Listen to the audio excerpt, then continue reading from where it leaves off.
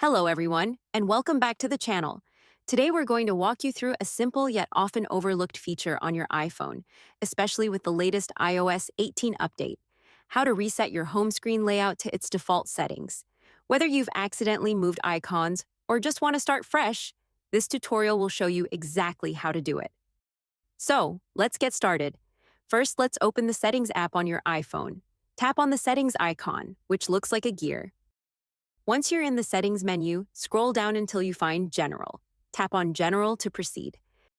In the General settings, you'll need to scroll all the way down to the bottom. Here you'll find Transfer or Reset iPhone. Tap on it to proceed. In the succeeding menu, you'll see a few options. Tap on Reset. Now, you'll see several reset options.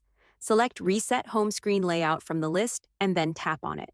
Next, you'll see a warning prompt. It's crucial to understand that this action will revert your home screen to its original default layout.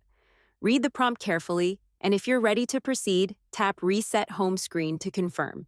After tapping Reset Home Screen, your iPhone will briefly process the request. And just like that, the default home screen layout will be reinstated.